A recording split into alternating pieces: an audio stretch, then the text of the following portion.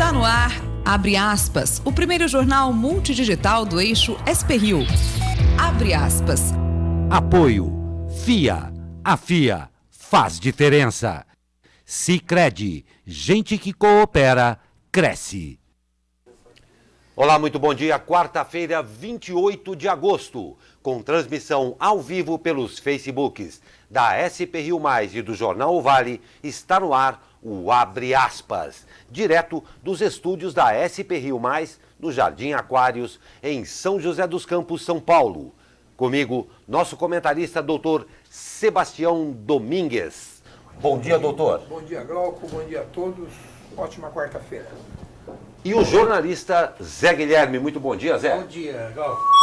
E hoje nós começamos com um parabéns especial ao distrito de Eugênio de Melo, querido distrito de Eugênio de Melo, aqui da RM Vale, que completa 142 anos. Então, aqui do Abre Aspas, os nossos parabéns a Eugênio de Melo. E vamos aos destaques desta edição. Desemprego, corte de vagas é pesadelo na região do Vale. A Previdência caminha. Relatório será lido hoje no Senado. Lava Jato. STF anula sentença de Moro. A Amazônia queima. Governo recebe ajuda do Reino Unido, mas quer autonomia para gerir doações. Corrida eleitoral. PSL lança Joyce Hasselmann como candidata à Prefeitura de São Paulo. Saúde pública. Cresce número de casos de sarampo na região. Confira como vai ficar o tempo na região e também as notícias do esporte.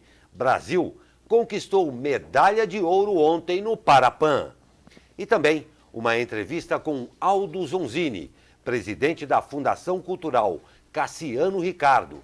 Ele vem falar para a gente do 34º Festivale, o Festival Nacional de Teatro do Vale do Paraíba, que começa hoje à noite com uma montagem de Grande Sertão Veredas, de Guimarães Rosa, com direção de Bia Lessa. E eu lembro a você que você pode participar aqui do Abre Aspas e também dessa entrevista, mandando sua mensagem aí pela linha do tempo do Facebook. É um rápido comercial e eu espero você para a gente continuar o Abre Aspas juntos. Até já.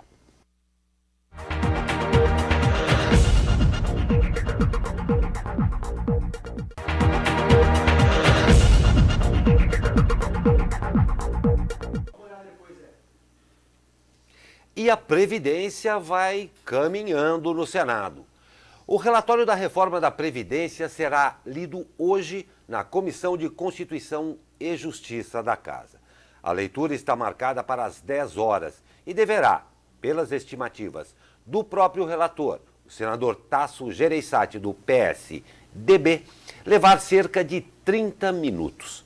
Em relação ao texto aprovado na Câmara, o tucano decidiu suprimir 2 temas polêmicos, como o benefício de prestação continuada e as regras para aposentadorias especiais. Ele garante que a supressão dos pontos não implica em alteração de mérito e, por isso, não precisaria voltar à Câmara.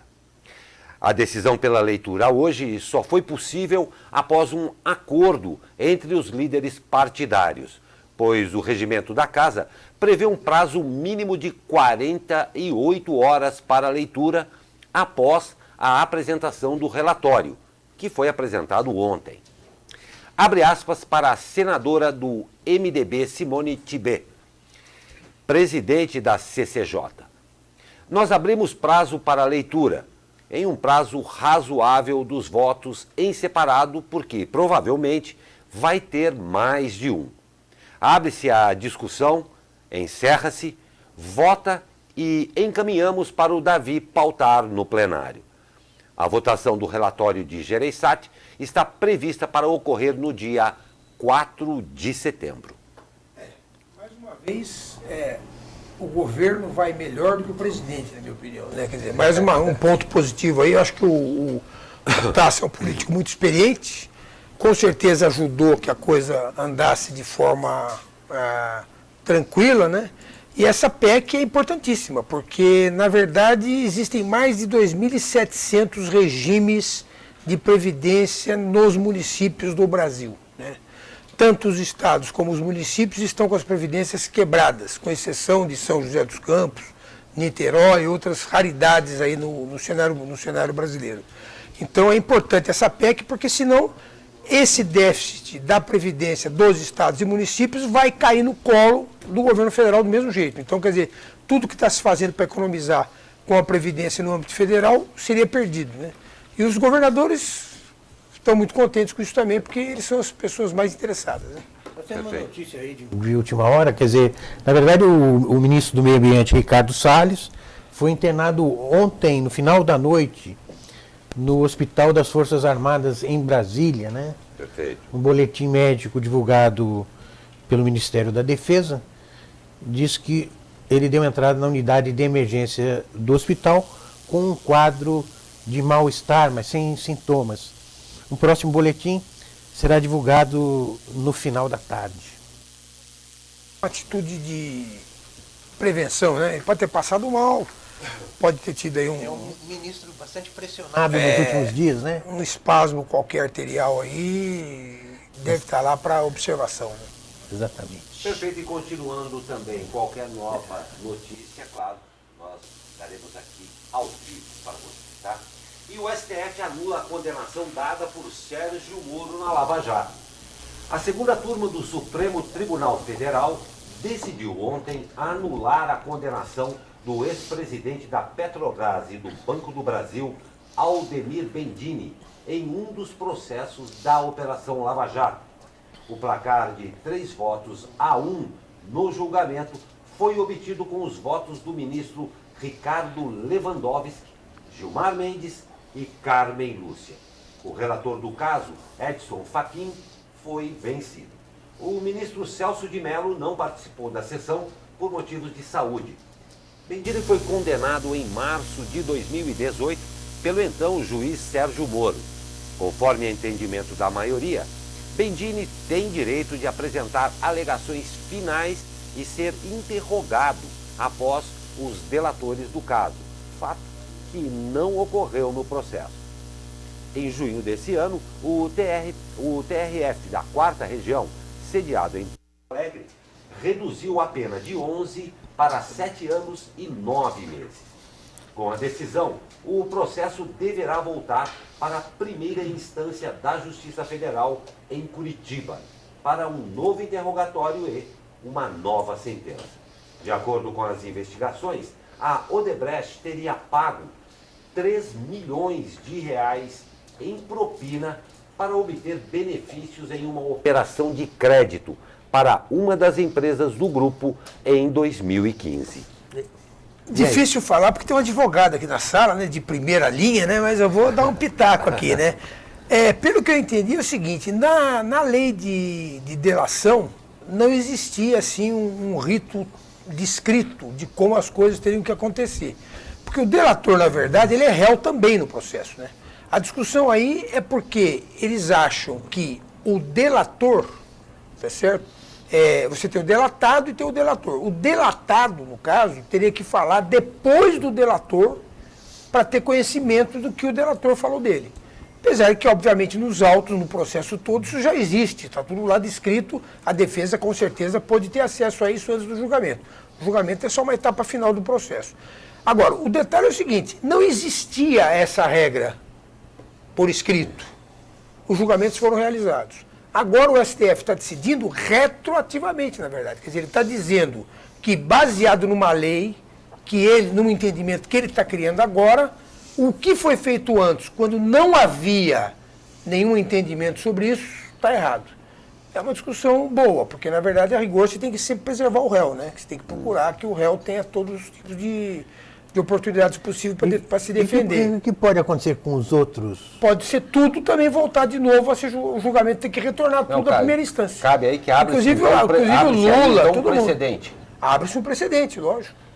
Abre-se porque o STF decidiu, está decidido. Quer dizer, existem aí dezenas de de outros julgamentos que foram feitos usando delação, que estão sujeitos também a voltarem todos para a primeira instância e começar tudo de novo. Eu acho que o resultado final vai ser o mesmo. Não acredito que vá haver mudança no resultado dos julgamentos, mas o fato é que vai voltar tudo para trás. Nossa, pois é. E eu dou bom dia a Maria Lopes, que nos acompanha aí ao vivo. Lembrando que daqui a pouco nós temos em entrevista, nosso entrevistado, o presidente da Fundação Cultural Cassiano Ricardo, Aldo Zonzini, já está em nossos estúdios e você pode participar aí. A gente vai falar sobre esse 34º Festival. E a Câmara dos Deputados pode votar hoje projeto que altera as regras de financiamento dos partidos políticos e das campanhas. A articulação em torno da proposta ainda está em andamento e a redação pode ser alterada até o momento da votação. O projeto altera as regras do fundo partidário, do fundo que financia as campanhas eleitorais e da propaganda partidária. Entre outros pontos, o texto prevê que caberá à Justiça Eleitoral julgar crimes eleitorais ligados a crimes comuns, assim como decidiu o Supremo Tribunal Federal em março.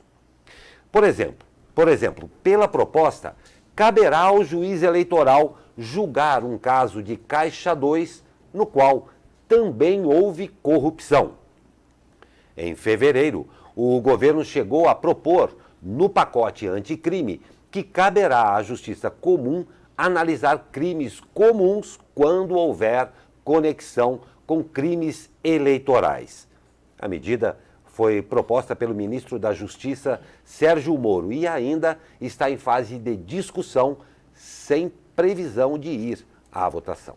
Essa questão do financiamento partidário é muito complicado, no meu entender, né? Porque, no fundo, você está pondo bilhões, né? Estamos na casa dos bilhões, né, de dinheiro público para financiar partidos, muitos dos quais não têm vocação política ou ideal político ou ideal de bem-estar da população nenhum. São criados única e exclusivamente para fazer um nicho de poder, e esse nicho de poder inclui uma parcela do fundo eleitoral, que não é pouco dinheiro. Né? Não é pouco dinheiro, o Brasil exatamente. tem que realmente, os nossos congressistas têm que realmente dar uma olhada nisso aí, no sentido de diminuir o peso,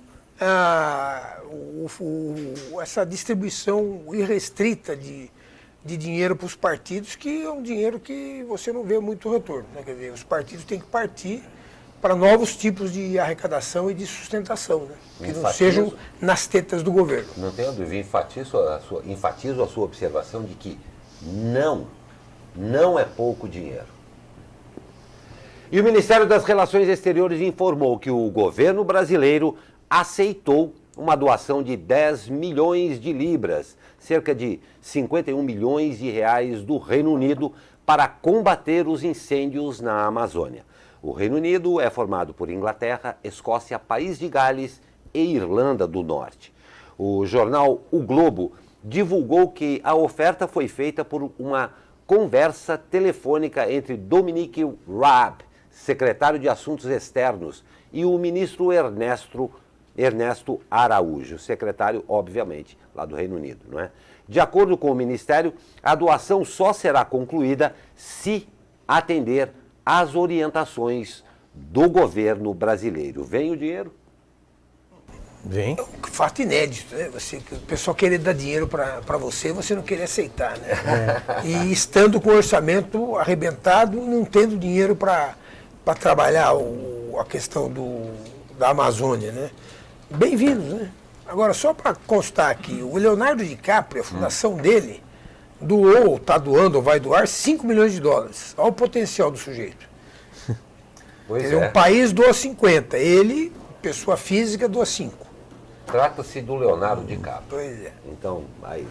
E buscando mais recursos financeiros para o Fundo Amazônia, o governo federal pediu ao Supremo Tribunal Federal que determine a aplicação de 500 milhões de reais do fundo bilionário da Petrobras para o combate às queimadas. O pedido foi oficializado em documento assinado por André Mendonça, advogado-geral da União. O Fundo Petrobras é parte do acordo para encerrar investigações sobre a empresa nos Estados Unidos. O valor total é de 853,2 milhões de dólares, sendo que 682 milhões devem ser aplicados no Brasil, cerca aí de 2,5 bilhões de reais. A Câmara dos Deputados havia sugerido a aplicação de pelo menos 800 milhões de reais deste valor na Amazônia. Raquel Dodge sugeriu cerca de 1 bilhão de reais. E aí, logo mais às 10 horas, o ministro do STF, Alexandre de Moraes, comandará uma reunião entre Câmara, Procuradoria-Geral da República, AGU e Ministério da Economia para chegar a um acordo sobre a aplicação dos recursos do Fundo Petrobras. O Deltan Dallagnol queria que se usasse esse fundo para ser feita uma fundação, né? Que a Lava Jato controlaria, né? Seria um desvio muito grande de finalidade, porque, enfim, é uma boa ideia essa aí. Pois é. E vamos ao comentário do jornalista Zé Guilherme. Eis a questão. O jornal Vale traz na edição de hoje alguns números assustadores do desmatamento no Brasil, dados do mapa Biomas do Observatório do Clima. É uma entidade aí que tem parcerias com ambientalistas, cientistas e pesquisadores brasileiros. Para ficar no grande número, em 30 anos, o Brasil perdeu com queimadas e desmatamentos 71 milhões de hectares de vegetação nativa. Estamos falando em 30 anos, então a gente está falando de vários governos, né? Em 30 anos foram 71 milhões de hectares de vegetação nativa queimada, desmatada. Uma área equivalente a 5 estados juntos, São Paulo, Paraná, Rio de Janeiro, Espírito Santo e Ceará. Soma a área desses estados, dá o que foi queimado nesses 30 anos. E o pior, como essa queimada toda muitas vezes é feita de maneira atabalhoada, sem planejamento ambiental ou agrícola, parte das áreas é abandonada, mal utilizada e acaba até imprópria para a produção de alimentos. Bom, dá para recuperar o estrago?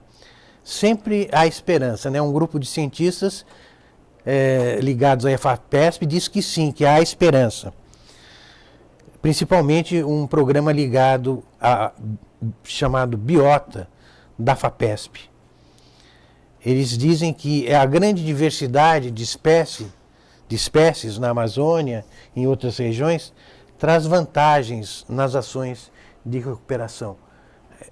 O próprio bioma ajuda na recuperação. E eles dizem que o país não pode retroceder nas questões ambientais.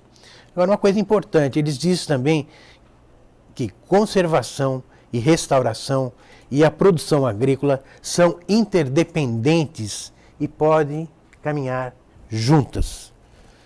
O mais difícil é convencer as autoridades desse raciocínio, né? E que eles parem de tratar a questão de maneira eminentemente ideológica, como se a floresta e seus povos fossem barreira contra a produção de alimentos e outras riquezas. A ciência está dizendo que não, que é possível. O fato concreto é o seguinte, tem uma série na Netflix chamada One Strange Rock, quer dizer, uma pedra estranha, que fala, ele fala sobre os astronautas, são astronautas, né, americanos, comentando a experiência deles de ter sido astronauta e a visão que eles passaram a ter da Terra, né, do planeta Terra, né? E quando você termina de ver a série, você chega a duas conclusões, né?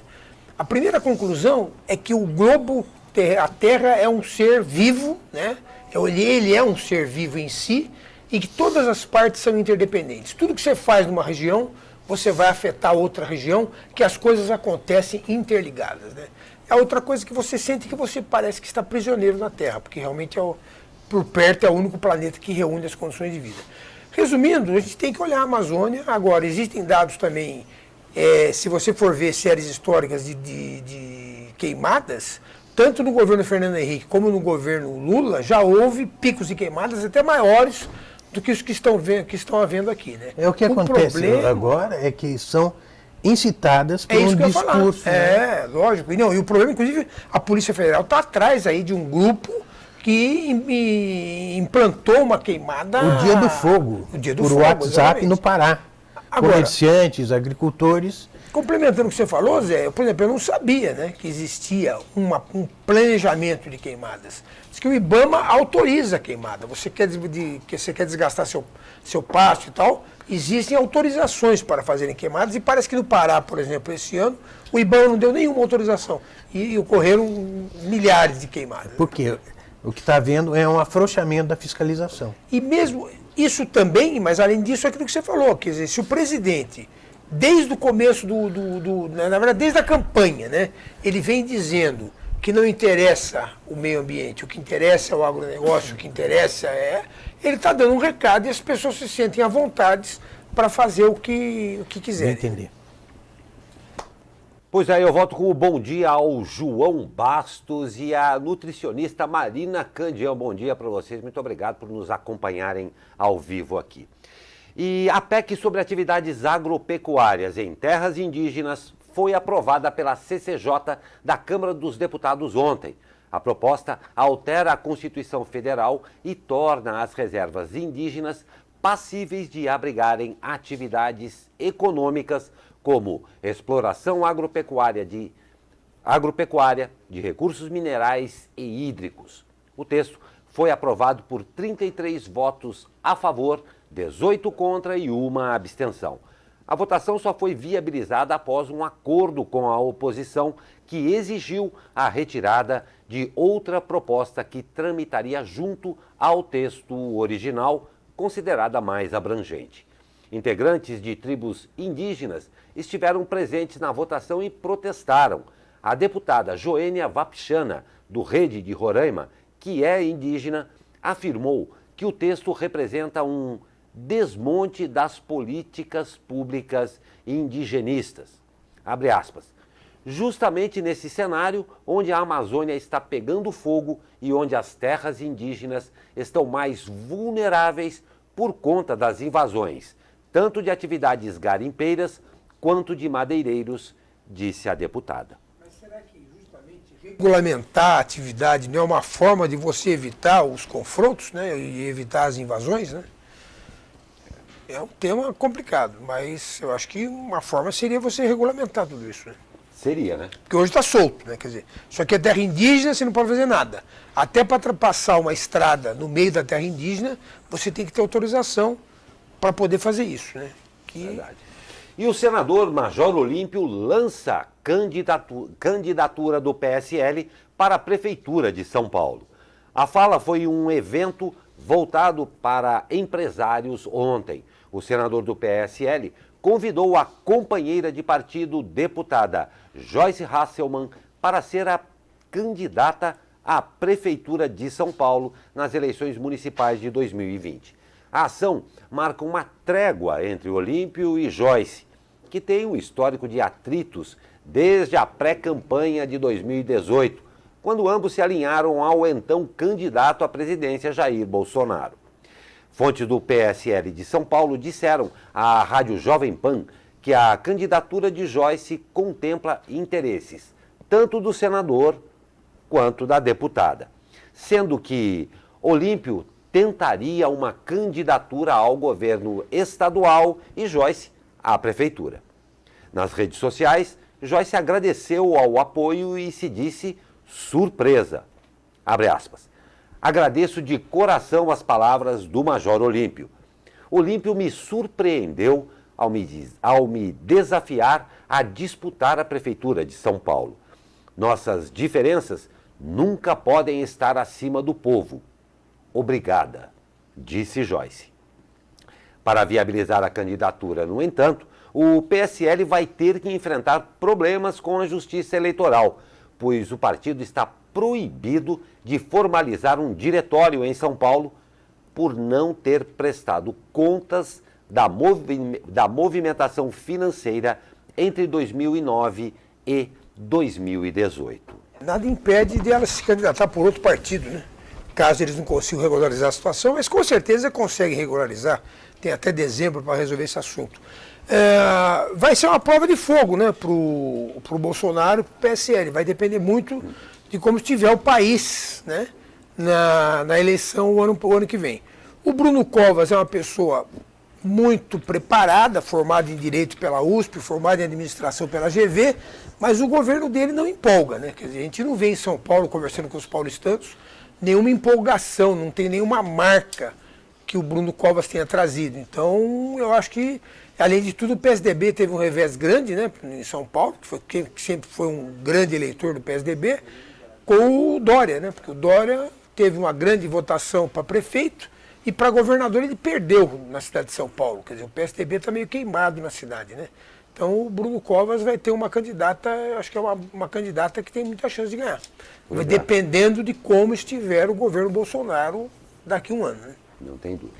Eu vou pedir muita atenção para você agora, que essa informação é muito importante. Se você encontrar uma pessoa em situação de rua, ligue para o 153. A Prefeitura de São José dos Campos conta com abrigos que oferecem o que eles mais precisam: alimentação, banho e uma cama quente para dormir. Quando o sentimento é maior que o frio, ninguém precisa dormir na rua. Para ajudar, ligue 153. É a Prefeitura de São...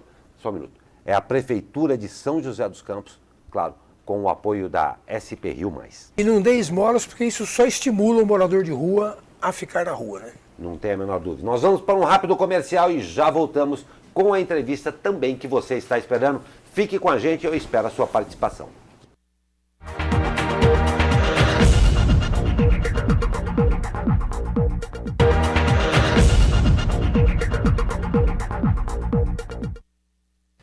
E ótima notícia para os cinéfilos de plantão aí. O filme A Vida Invisível, do diretor Karim Al-Nuz, desbancou outros 11 filmes e foi escolhido para representar o Brasil na corrida do Oscar aí. O anúncio foi feito pela Academia Brasileira de Cinema e o longa vai concorrer a uma vaga entre os 5 indicados ao Oscar de melhor filme estrangeiro no próximo ano. A última vez que o Brasil concorreu nessa categoria foi em 1999 com o Central do Brasil, filme que também contava com a participação da atriz Fernanda Montenegro, que inclusive foi indicada ao Oscar de melhor atriz naquele ano. O anúncio dos filmes estrangeiros finalistas será no dia 13 de janeiro. A famosa cerimônia do Oscar está agendada para o dia 9 de fevereiro. Aqui no Brasil, o filme estreia nos cinemas no dia 31 de outubro. E hoje o Abre Aspas tem o prazer de receber o presidente da Fundação Cultural Cultural Cassiano Ricardo, Aldo Zonzini. E claro, nós vamos falar sobre esse que é pra lá de tradicional e muito querido, não só para o São José dos Campos, mas como todo o Vale, a 34ª edição do Festivale. Aldo, seja muito bem-vindo. Realmente um marco aí, 34, não é brincadeira não. E um festival que já tem aí o carinho muito grande por todo o público, não só de São José, como do Vale do Paraíba, e principalmente uma importância muito grande dentro do cenário aí, não é? Bom dia Guilherme, Sebastião, é um prazer estar aqui nessa mesa, podendo falar, né, com os seus ouvintes e trazer as informações sobre o festival de teatro que nós vamos iniciar nessa noite, né, o 34º Festival. Eu vou fazer só um reparo, se você me desculpar. O festival deixou de ser um festival regional, ele passou a ser um festival nacional. Perfeito. Tá? Um dado interessante é que, por exemplo, nós abrimos o edital para poder possibilitar as inscrições dos grupos interessados, né, em participar do festival. Nós tivemos 412 inscrições. Fantástico. Um número assim, né, que salta os olhos, né? Isso e como é que é feita a seleção? Então, aí nós temos um grupo de curadores, né, que fazem toda a seleção, analisam, porque eles enviam o conteúdo dos espetáculos, eles analisam. Então, esse é um dado importante e mostra que, até um fato interessante, Sebastião, que São José está indo contra a corrente do que se pratica hoje no Brasil no aspecto cultural, né? Então, é uma demonstração que São José tem direcionado esforços, recursos para a área cultural. Isso é um reflexo, né? Perfeito. Porque esses grupos estão procurando mercado para poderem desenvolver suas atividades, né? Então, isso possibilitou, além de tudo, você vê, de 412 nós selecionamos 20 grupos apenas. Difícil, hein? Difícil, mas trouxe também um benefício para o festival, porque tivemos a possibilidade de selecionar grupos com muita qualidade, né? Nesse universo de 400 e poucos inscritos, né? Então, esse é um dado interessante. Esse pessoal é do Brasil inteiro. Brasil inteiro. Nós temos grupos do Rio de Janeiro, do Rio Grande do Sul, do Distrito Federal, da Bahia. Temos 10 grupos da capital e do interior como um todo, além dos 6 grupos de São José que foram escolhidos. Quer dizer, nós temos 20 grupos, né, selecionados no edital, mais 27 grupos que são de São José dos Campos. Que nós temos um trabalho dentro da Fundação que chama Circulação, que eles são inscritos nesse projeto, e nós vamos aproveitar esses projetos para trabalhar também no festival. Quer dizer, existe uma prioridade para grupos de São José poderem se apresentar no festival, Sem eles dúvida. poderiam ficar excluídos. Existe essa preocupação de dar, né, a oportunidade para os grupos daqui da cidade, mas trazendo os grupos de fora para que haja também uma troca de experiências, né, de propostas. O festival ele não se fecha nele simplesmente, né, ele trabalha também com um aspecto formativo, né, não é só de difusão. Como diz o meu diretor cultural que está aqui, o Tom Freitas, também tem o lado formativo. Então nós temos mesas de debates, workshops.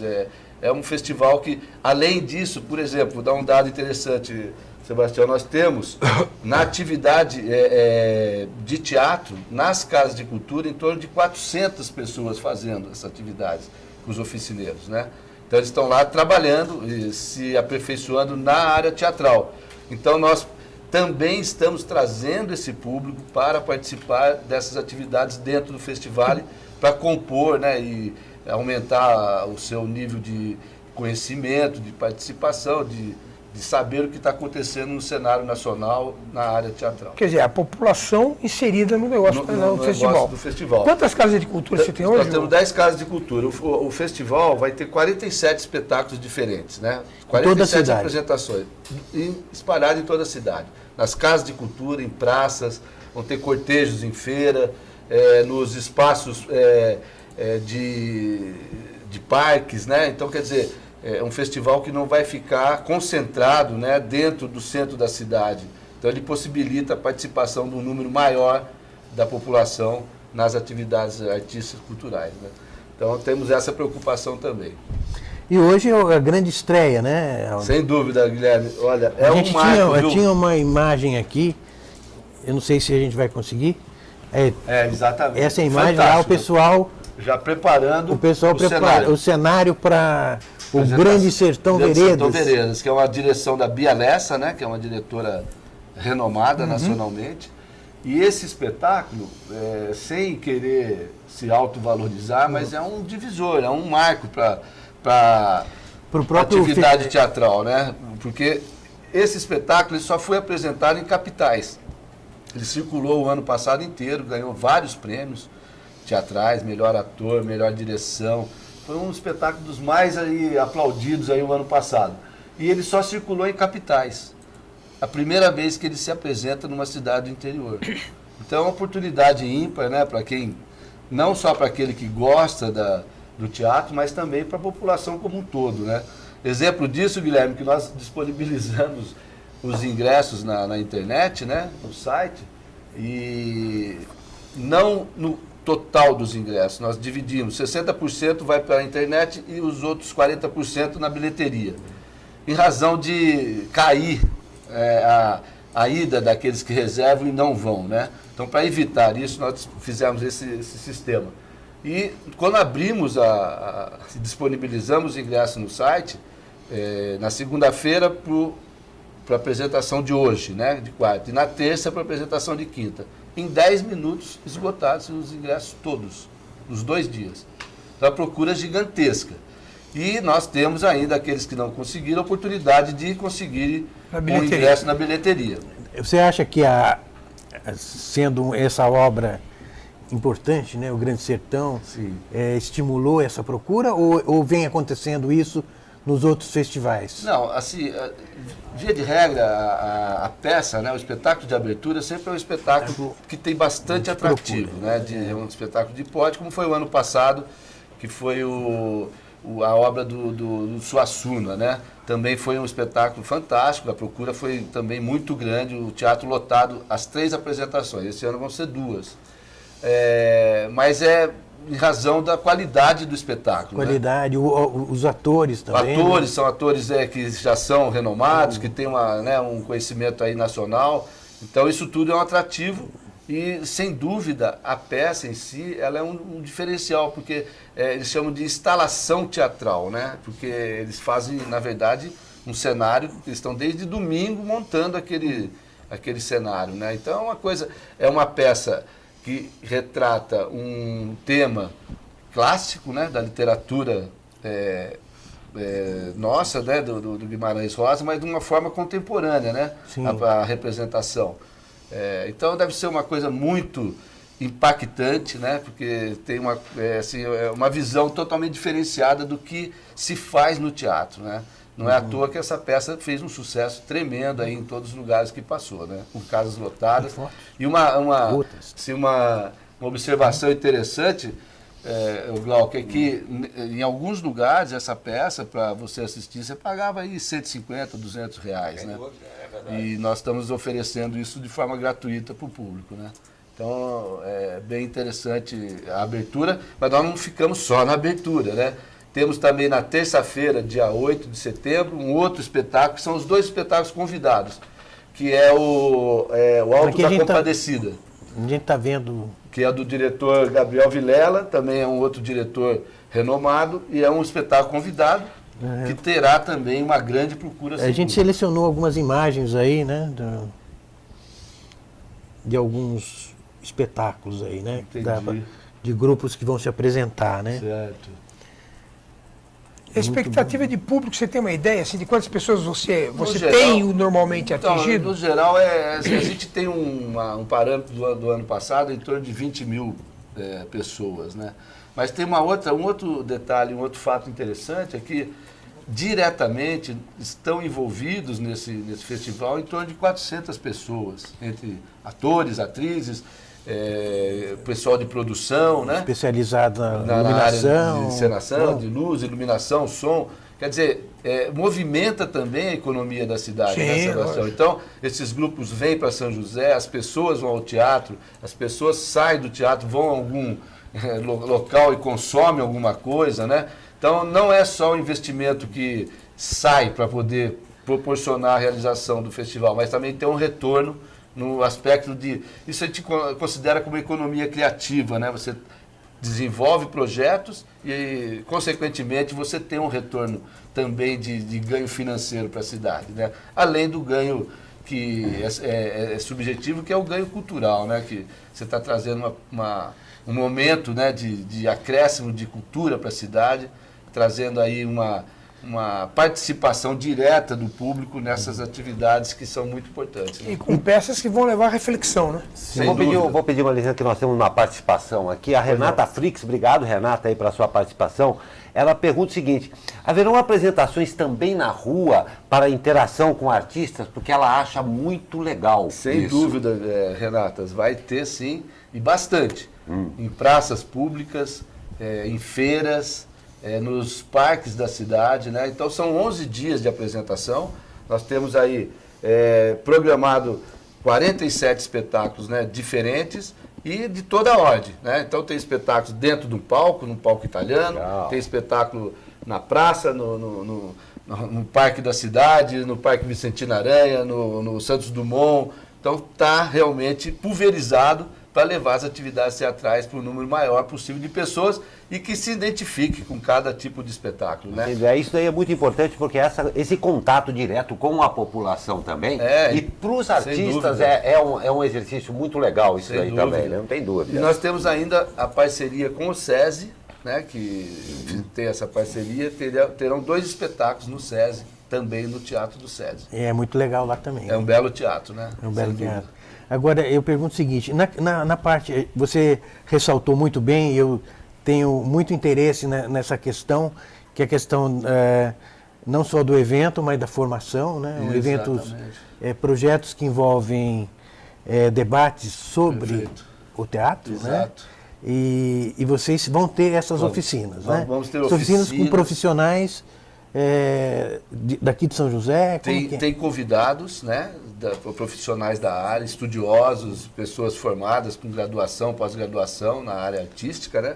Então nós vamos ter oficinas, 4 oficinas e cursos, rodas de conversa. Vamos ter, por exemplo, nesse evento da apresentação da peça do Grande Sertão das Veredas, nós vamos fazer uma conversa com os atores para os produtores teatrais da cidade. Então, antes de iniciar o espetáculo, amanhã, no dia 29, vai ter essa oportunidade de ter uma roda de conversa com os próprios atores, né, da peça, junto com os produtores culturais da cidade. Atores, né, experimentados, passando suas vivências, é uma troca de experiência efetiva, né? Então, a questão formativa é muito importante. Teremos participação de escolas, né, nas casas de cultura, né, levando os alunos dentro da rede municipal para as apresentações. Então, temos sim essa preocupação, sem dúvida. Que não fique um festival fechado nele mesmo, né? Ele tem que ser levado de forma o mais ampla possível para poder incorporar as pessoas, né, nesse universo aí que é muito interessante. Então, agora vamos falar de coisas concretas, tipo, quem quer ir ao espetáculo, o que faz? Então, Guilherme, como eu disse, na abertura, eu já parei de convidar, porque eu estou preocupado, porque eu tenho certeza que vai ter uma procura muito maior do que a gente está disponibilizando de ingressos. Né? É uma pena, mas é o que a gente consegue fazer, né? É uma peça que trouxe um interesse gigantesco, né? Sem dúvida. Pelo potencial da peça, pela estrutura, pela pegada, né, daquilo que está sendo proposto, e realmente vai nos surpreender de forma positiva. E agora, e esses outros espetáculos? Então, o que ocorre no Teatro Municipal, como vai ter o Alta Compadecida, essas peças no Municipal, que são as peças, vamos dizer, essas são as principais, os convidados, mas vai ter uma programação maior. Ali no Municipal, você tem que fazer a reserva no site da Fundação, tá? E, no caso dessas peças principais, aqueles ingressos que não estão disponibilizados no site terão na bilheteria. Então, eles teriam que chegar 2 horas antes no teatro para poder conseguir um ingresso, para poder assistir o espetáculo. Para entrar na fila, para ver se consegue o ingresso. E aí temos aí o ingresso solidário, né? Que nós estamos pedindo que cada um leve uma lata de óleo para ser encaminhado ao Fundo Social de Solidariedade. Tá? É um pedido da primeira-dama, da Vanessa. Então, isso é uma contribuição para o Fundo de Solidariedade. Para as outras apresentações, em teatro, por exemplo, no Benedito Alves, no Cine Santana, no Flávio Craveiro, ou mesmo nas casas de cultura, não precisa fazer reserva. No SESI vai precisar, tá? Nos eventos do SESI, nas 2 apresentações. Mas nos demais espaços não precisa, porque a gente sabe que o público que vai chegar não vai ser maior do que nós vamos disponibilizar, entendeu? E o site da Fundação A Fundação tem toda a programação que tem aqui nesse nosso folheto, tem toda a programação com todos os detalhes. É só entrar no site, ou se tiver dúvida, ligue para a Fundação Cultural e lá você terá todas as informações a respeito do festival. O site aí, ó. Teremos atrações, viu, até domingo. Domingo é o último dia de encerramento. Nós temos, por exemplo, uma atividade musical que é o Festa Vale.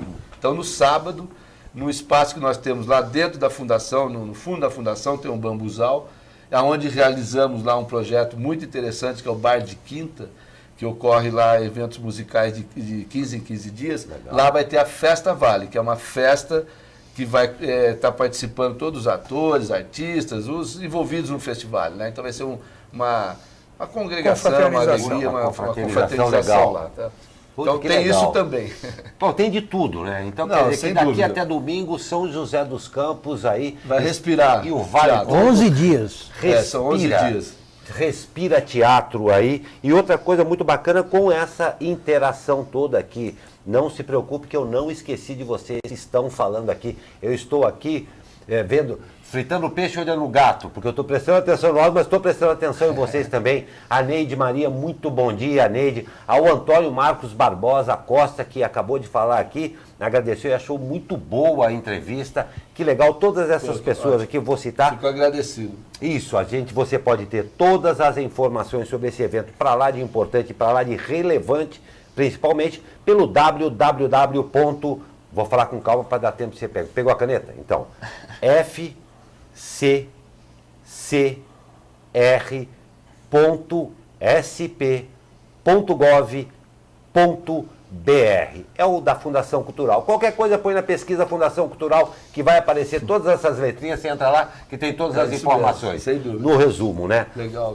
Aldo, eu acho que todos nós aqui, você vê que mesmo por aqui, ainda a gente tem bastante gente participando aqui, muito legal essa interação que existe por parte da população com esse evento que você muito bem me corrigiu aqui, falou que já tem uma dimensão nacional hoje.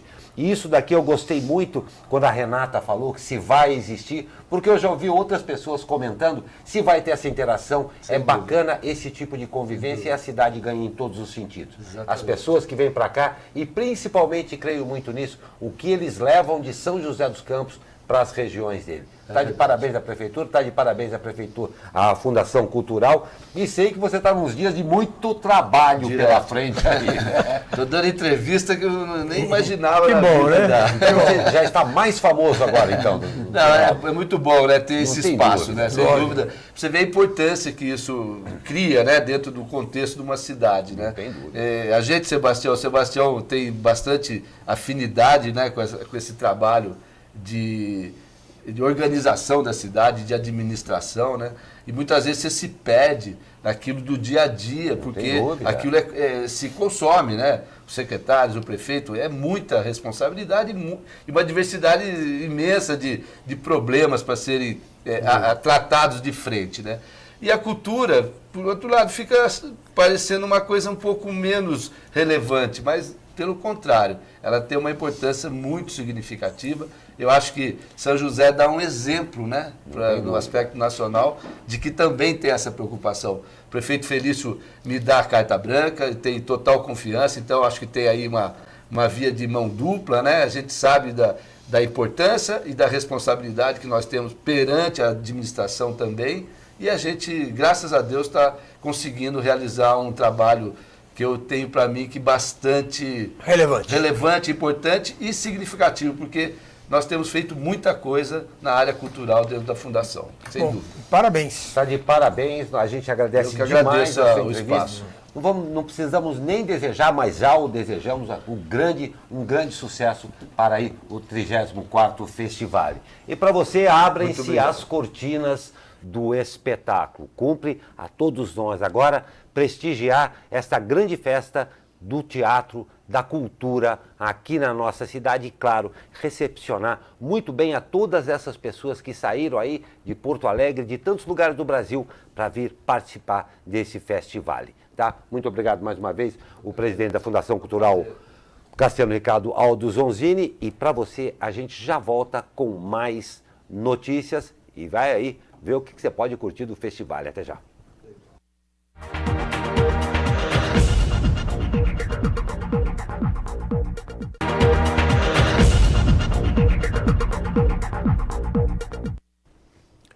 E nós voltamos com um bom dia à Ana Souza, que chegou aqui. Ana Souza, bom dia, seja bem-vinda. E claro, a gente agradece sempre demais a participação de todos vocês aqui.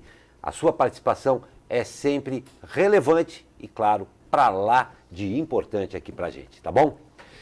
E olha, muita atenção, peço mais uma vez muita atenção nessa notícia. Você vai contratar uma caçamba para a sua obra?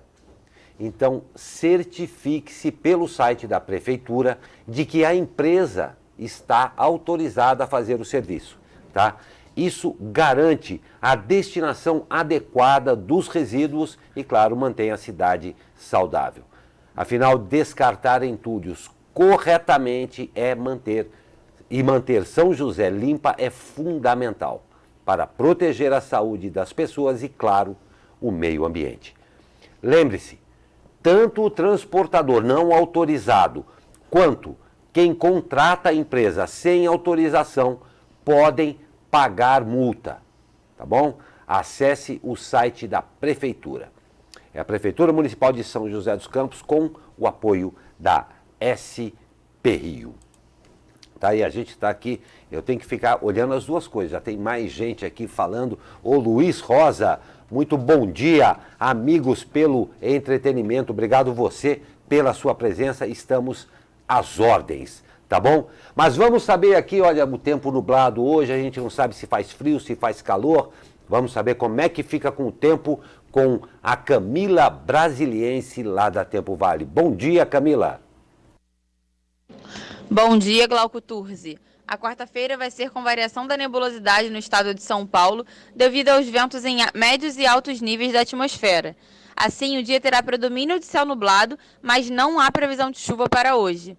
As temperaturas vão continuar estáveis, sendo a máxima prevista de 25 graus no Vale do Paraíba e capital paulista, 24 graus no litoral e 22 graus na Serra da Mantiqueira. Camila Brasiliense, do Tempo Vale, para o jornal Abre Aspas. Obrigado, Camila, obrigado a todo mundo aí do Tempo Vale que traz essa aí previsão precisa aí do tempo. Mas que tá nublado aqui, tá nublado pra caramba, hein? O desafio de emprego na RM Vale. Matéria para o editor de economia do Jornal Vale, Xandu Alves. Olá, Xandu. Olá, amigos e amigas, Jornal Abre Aspas. O emprego segue sendo o maior desafio da economia do Vale do Paraíba, que registra saldo negativo de 321 pós-trabalho no segundo trimestre deste ano, segundo o levantamento da Fundação SEAD. O resultado é fruto de 934 empregos perdidos no primeiro trimestre, contra 613 pós-trabalho gerados nos 3 meses seguintes, mas insuficientes para positivar o saldo da região no ano, até junho. O recuo no começo do ano foi o segundo consecutivo na comparação entre um trimestre e o período de 3 meses anterior. Também foi a pior retração desde o primeiro trimestre de 2017, quando a região perdeu 4.080 empregos.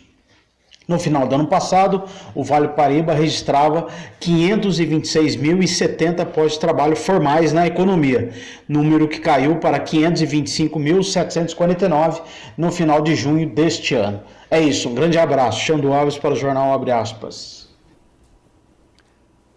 Muito obrigado, grande abraço a você também, Xandu Alves, e a todo mundo aí da redação do Jornal Vale, essa grande parceria aqui com a SP Rio, trazendo todo dia todas as informações a você.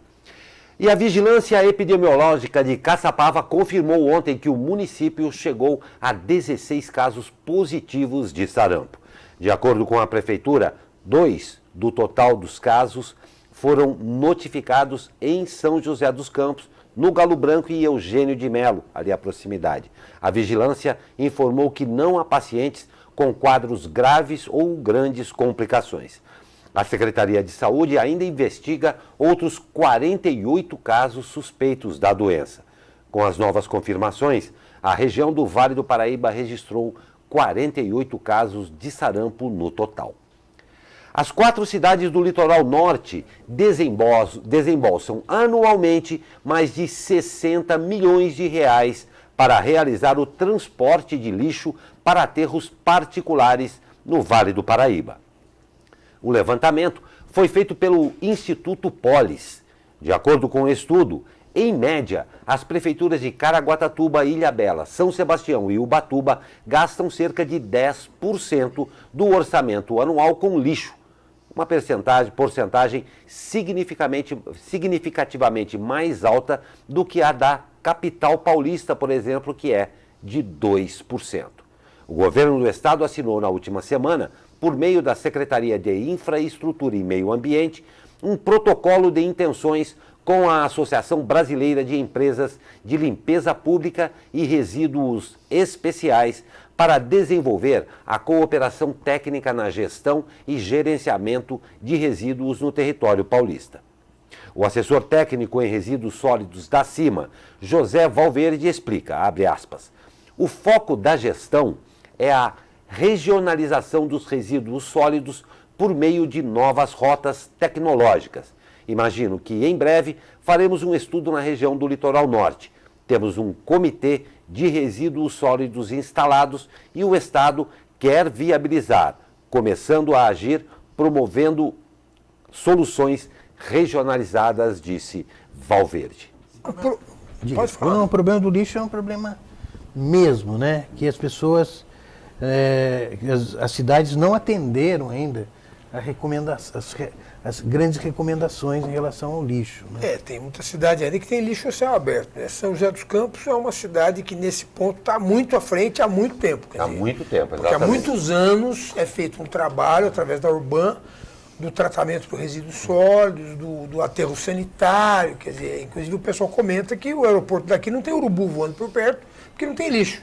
Se aquele lixo, se não houvesse a manipulação, né? É de forma correta. Hoje ela tem 100% de coleta de lixo reciclável. Mas o problema do lixo começa, na verdade, na origem, né? Quer dizer, nós temos que nos orientar a produzir menos lixo, né?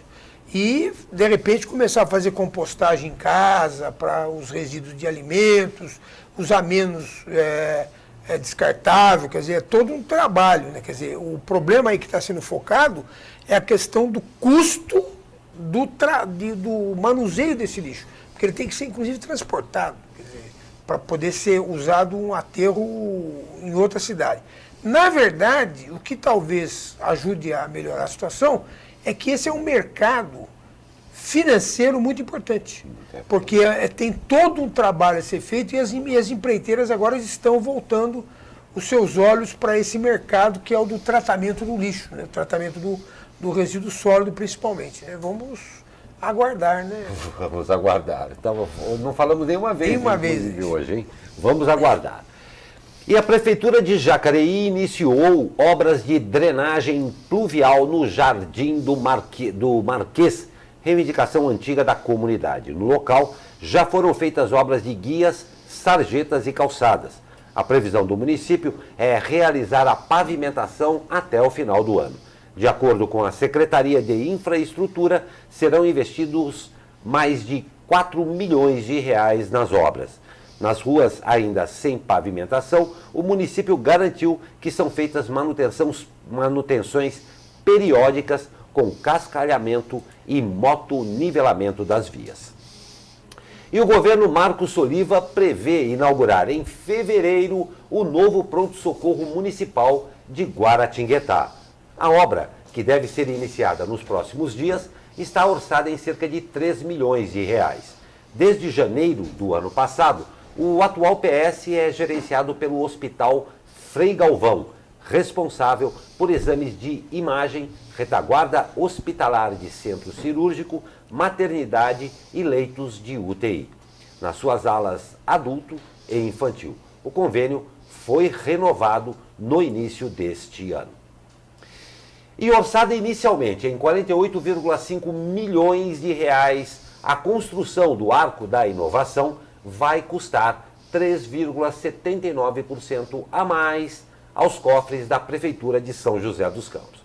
O acréscimo é referente ao reajuste anual de preços que foi autorizado pelo governo Felício Ramute esse mês. Realizada pela construtora Queiroz Galvão, a obra teve início em 2 de julho de 2018 e tinha prazo de execução de 14 meses. O prazo foi prorrogado até o dia 24 de dezembro. A gestão tucana ressaltou que o reajuste está previsto na legislação e no contrato da obra e que, embora o projeto continue atrasado e fora do cronograma, todo o planejamento demonstra o término da obra em dezembro. E o prefeito disse aqui pra gente, bem baixinho para ninguém escutar, que ele acha que entrega em novembro, hein? Vamos ver. Lembram disso? Vamos aguardar. Pode ser antes, né? Pode ser antes. Pois é. E após a polêmica sobre o corte de árvores na Avenida dos Astronautas, em São José dos Campos, o Conselho Municipal de Meio Ambiente convocou reunião extraordinária para discutir o tema.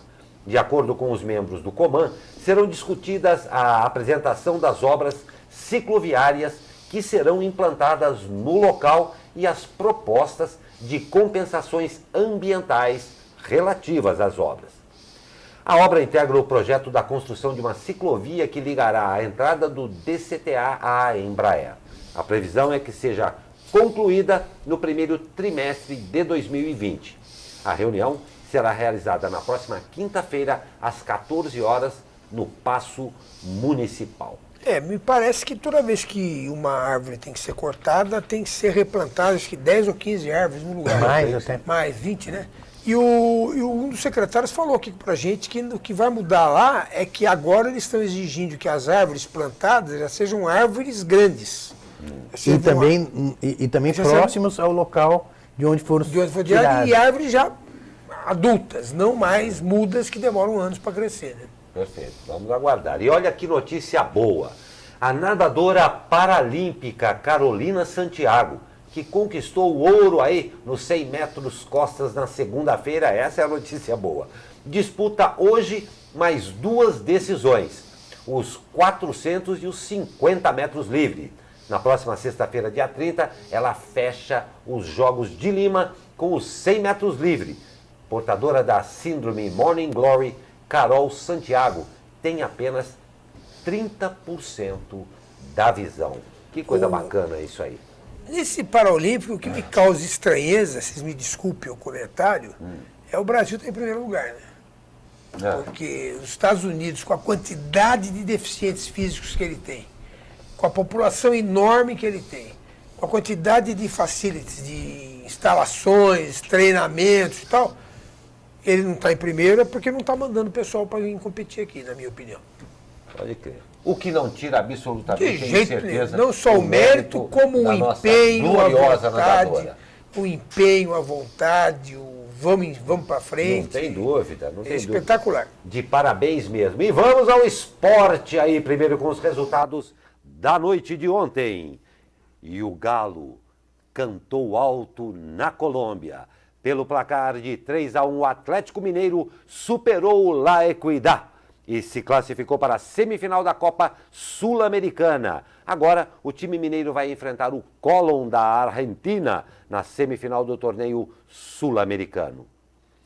E o Imortal? Imortal é imortal, né?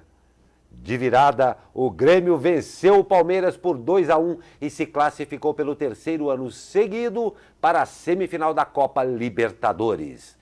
O tricolor gaúcho espera o vencedor entre Internacional e Flamengo. E falando neles, Inter e Flamengo jogam hoje às 21h30 no estádio do Beira-Rio, em Porto Alegre. Lembrando que no primeiro jogo, o rubro-negro superou o Colorado pelo placar de 2-0. E aqui na região tem jogo também. Às 20 horas no ginásio Lineu de Moura, o São José recebe o Paulistano em jogo válido pela 8ª rodada da primeira fase do Campeonato Paulista. A entrada para o jogo é gratuita. E hoje eu vou encerrar fazendo mais uma lembrança para você que é para lá de importante. Zé, só faltam 10 dias, hein? 10 dias para o Rio Mantiqueira? Pois é, faltam 10 dias para a gente praticar aquela farra gastronômica no primeiro festival gastronômico Viva Mantiqueira, que eu já falei para você colocar aí na sua agenda, dias 7 e 8 de setembro em São Francisco do Xavier. Quem que realiza o... Então, ele sempre me atravessa para perguntar, eu já ia falar aqui. Eu sei, mas eu tô levantando a bola para você chutar. Eu vou, quicou na pequena área, a gente emenda uma bicuda, não tem a menor dúvida não. E olha, uma realização muito bem feita e com muito carinho para você, do Degusta Vale e, claro, a SP Rio Mais, com o apoio da Prefeitura de São José dos Campos e Conselho Municipal de Turismo e o patrocínio da Super Gasbras. Não pode esquecer agora, é Degusta Vale e SP Rio, com a participação de todo mundo e o patrocínio da Super Gasbras. É isso aí. Então a gente, claro, convida você para prestigiar muito nossos produtores, os produtos da região, porque vai ter muita coisa boa, vai ter bate-papo, vai ter aula show de culinária com o chefe Rodrigo Oliveira, música, porque um festival desse não pode deixar aí quieto, né? Então é Tuia Lencioni e Ana Vilela e muito mais coisa. A gente espera você lá, programa bacana para a família, São Francisco do Xavier, dia 7 e 8 de setembro. Feriado. Feriado. Exato. Feriado no primeiro Festival Gastronômico Viva Mantiqueira. Inclusive, doutor, se estiver por aí, o senhor já é oficialmente nosso Muito obrigado. convidado. Infelizmente estarei viajando, mas pensarei em vocês. E pensaremos no senhor aqui também comendo alguma coisa aqui. Uma paella uma e tal. paella Certo. e tal. Mas uma boa viagem, Obrigado. já de antemão.